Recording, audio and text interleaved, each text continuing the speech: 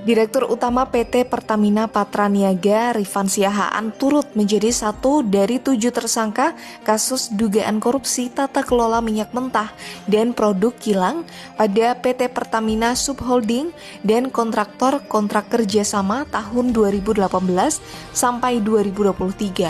Mobil mewah ini bukan sedang dipamerkan di sebuah showroom, melainkan barang bukti yang disita oleh Kejaksaan Agung. 7 unit mobil mewah ini dimiliki oleh pengusaha Harvey Muiz yang kini sudah berstatus tersangka kasus korupsi tata niaga PT Timah periode 2015 hingga 2022. Diduga praktik ilegal ini berlangsung berkat lobi-lobi sejumlah pengusaha timah di Bangka Belitung hingga berdampak kerugian negara sebesar 300 triliun rupiah.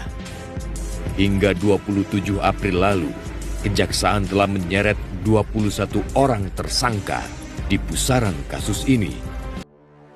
Assalamualaikum warahmatullahi wabarakatuh.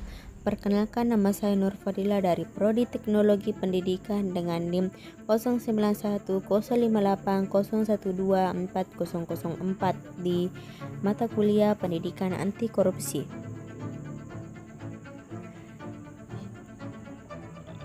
Adapun judulnya yaitu Gerakan Kerjasama dan Instrumen Nasional Pencegahan Korupsi, yang akan kita bahas. Pendahuluan gerakan kerjasama dalam memberantas korupsi di dalam negeri, Instrumen Nasional Pencegahan Korupsi.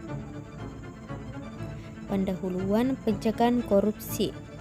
Yang pertama, korupsi sebagai masalah sosial dan moral.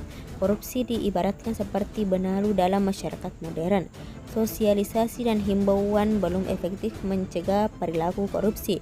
Lingkungan berpengaruh besar terhadap perubahan perilaku seseorang ke arah penyimpangan. Yang kedua, pentingnya pencegahan dini. Pencegahan harus membangkitkan kesadaran moral dan rasa malu. Tindakan korupsi bukan hanya merugikan negara atau perusahaan, tetapi juga merusak reputasi diri dan keluarga. Strategi psikologi dan sosial penting agar pelaku menyadari dampak jangka panjang.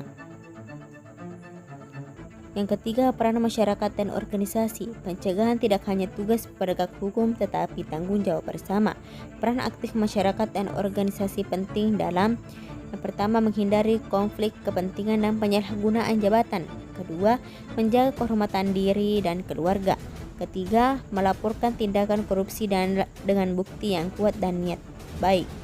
Keempat, memperbaiki sistem dan SOP yang lemah dan rawan korupsi. Yang kelima, literasi anti korupsi, edukasi publik tentang definisi, bentuk dan hukum korupsi. Yang keempat, langkah teknis, monitoring dan evaluasi rutin perlu dilakukan.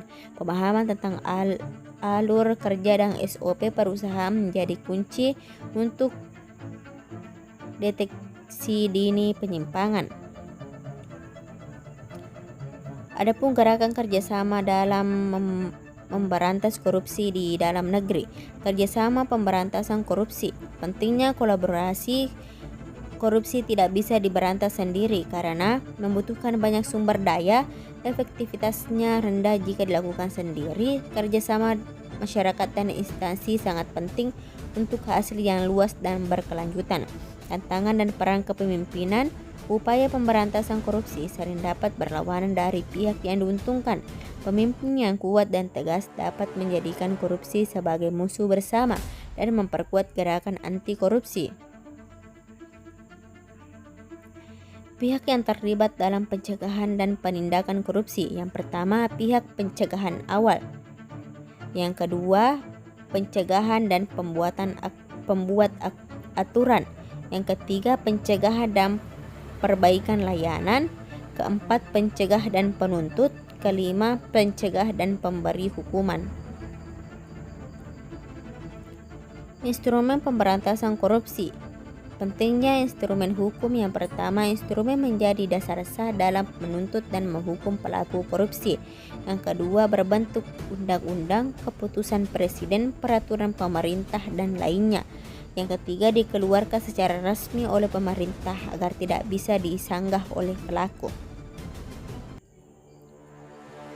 Adapun instrumen nasional pencegahan korupsi, yang pertama Undang-Undang 1945, yang kedua Ketetapan MPR, yang ketiga Undang-Undang, yang ketiga Undang-Undang yang dibentuk oleh DPR dan Presiden, yang keempat Peraturan Pemerintah pengganti Undang-Undang Perpu, yang kelima Peraturan Pemerintahan, yang keenam Instruksi Presiden, yang ketujuh Keputusan Presiden.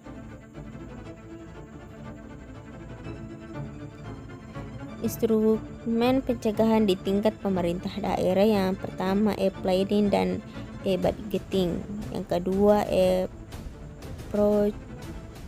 procurement dan katalog, yang ketiga pelayanan terpadu satu pintu, yang keempat manajemen ASN berbasis kinerja ilmiah, yang kelima peningkatkan kapabilitas